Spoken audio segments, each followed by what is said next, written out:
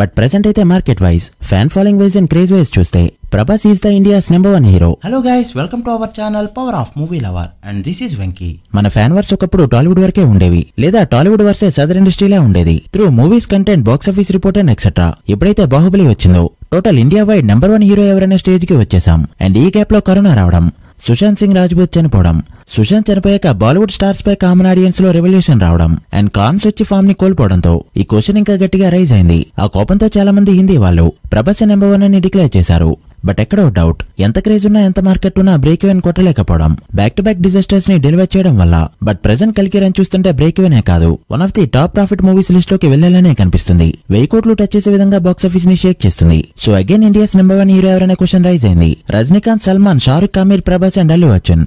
ఇందులో ఎంతమంది India wide craze and market ఉన్న హీరోలున్నా కూడా ప్రభాసే ఎందుకు #1 అని ప్రమోట్ చేస్తున్నారు? ఆ క్వాలిటీస్ ప్రభాస్ కి ఉన్నాయా లేవా? వీళ్ళందరిలో ప్రభాస్ ఏ విధంగా టాప్? ఇవన్నీ ఈ వీడియోలో మాట్లాడుకుందాం పదండి. అంతకంటే ముందు ఒక చిన్న రిక్వెస్ట్, మన ఛానల్ ని కొత్తగా ఎవరైనా విజిట్ చేస్తుంటే ఒకసారి ఛానల్ లోని కంటెంట్ చూసి నచ్చితే సబ్స్క్రైబ్ చేసుకుని మాకు సపోర్ట్ చేయండి. అండ్ వీడియోని లైక్ చేసి మన ఇన్స్టా పేజ్ ని ఫాలో మాత్రం మర్చిపోతూ. ఇండియాలో ఎలా ఉన్న తెలుగు స్టేట్స్ లో 90% పీపుల్ ఇండియాస్ #1 హీరో ఎవరంటే చెప్పేది ప్రభాస్ పేరు. వీళ్ళలో 10% లో 5% పీపుల్ వాళ్ళ హీరోల పేర్లే చెప్తారనుకోండి, అది వేరే విషయం. మిగిలిన 5% పీపుల్ రజనీ ఆర్ షారుఖ్ ఖాన్ ల పేర్లు చెప్తారు. ఎందుకంటే వీళ్ళు రజనీ, షారుఖ్ ఖాన్ ల పీక్ టైం చూసిన వాళ్ళు కాబట్టి. అండ్ స్టార్టింగ్ చెప్పుకున్న 90% పీపుల్ లో 40% మంది బాక్స్ ఆఫీస్ అండ్ క్రేజ్ ని కంపేర్ చేసుకుంటూ మిగిలిన 50% మంది బాహుబలి 2 ఇచ్చిన ధైర్యంతో ప్రభాస్ #1 అని చెప్పడమే కాకుండా వీళ్ళెవరూ అసలు పోటీనే కాదని చెప్తారు. #1 ప్లేస్ లో ఏ మూవీ ఉంటే ఆ మూవీనే వీళ్ళకి గ్రేట్, ఆ హీరోనే గ్రేట్. బాహుబలి 2ని పుష్ప 2నో గేమ్ చేంజరో లేక వేరే ఏ సినిమా బ్రేక్ చేసిందంటే చాలు వీళ్ళ ఒపీనియన్ వెంటనే చేంజ్ అయిపోతుంది. సో వీళ్ళ గురించి పెద్దగా డిస్కస్ చేయాల్సిన అవసరం లేదు. ఈ 50% ప్రభాస్ కి షారుఖ్ ఖాన్ అసలు పోటీనే కాదని చెప్తుంటారు.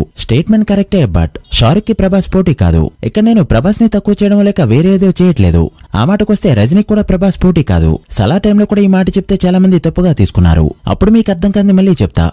రామ్ చరణ్ కి, అల్లు అర్జున్ కి పోటీ అంటే ఒప్పుకోవచ్చు. ఒకే జనరేషన్ హీరోలు, ఒకే రేంజ్ మార్కెట్ ఉంది కాబట్టి కంపేర్ చేయొచ్చు. కానీ చిరంజీవి గారిని చరణ్ తో కంపేర్ చేస్తే ఎలా ఉంటుంది? చాలా వర్స్ట్ గా ఉంటుందని నా ఫీలింగ్. ఎందుకు బ్రో, చిరంజీవి గారు కూడా ప్రెజెంట్ మూవీ చేస్తున్నారు and non Baahubali industry hits ఇస్తున్నారు కదా, ఎందుకు కంపేర్ చేయకూడదు అంటే ప్రెజెంట్ చిరంజీవి గారికి కూడా టాప్ మార్కెట్ ఉంది. బట్ ఇది చిరంజీవి గారి పీక్ టైం కాదు, Ram Charan peak time. Back to back 6 years పాటు ఇండస్ట్రీ హిట్స్ ఇచ్చిన లాస్ట్ జనరేషన్ హీరోని ఈ జనరేషన్ హీరోతో కంపేర్ చేయడం చాలా రాంగ్. చిరంజీవి గారికి ఇప్పుడు ఎంత మార్కెట్ ఉన్నా కూడా చరణ్ తో కంపేర్ చేస్తే అది తక్కువే ఉంటుంది. Because generation gap. Same thing ఇక్కడ కూడా అప్లై అవుతుంది. రజనీకాంత్ అండ్ షారుఖ్ ఖాన్ ఇప్పటికీ ఇండియాస్ #1 హీరోస్, దాన్ని ఎవరు డినై చేయలేరు. బట్ వాళ్ళు superstardom and peaks చూసింది 90s లో రజనీ సౌత్ మార్కెట్ ని ఓవర్సీస్ లో ఎస్టాబ్లిష్ చేసిన విధానం. లేట్ 2010 లో బాలీవుడ్ కి పోటీ ఇచ్చిన డేస్ చాలా మందికి తెలియకపోవచ్చు. ఇక 1995 to 2014 20 years పాటు ఇండియాని షేక్ చేస్తూ #1 హీరోగా ఉన్న షారుఖ్ గురించి కూడా చాలా మందికి తెలియకపోవచ్చు. బట్ వాళ్ళ పీక్ టైం అనేది ఇది కాదు. ఇన్నేళ్లు ప్రభాస్ దీన్ని మ్యాచ్ చేయగలిగిన రోజు వీళ్ళిద్దరిని ప్రభాస్ తో కంపేర్ చేయొచ్చు. అంతేగాని 20 years గా ఇండియా మార్కెట్ ని వరల్డ్ వైడ్ గా స్ప్రెడ్ చేసిన వాళ్ళని తక్కువ చేయడం కరెక్ట్ కాదు.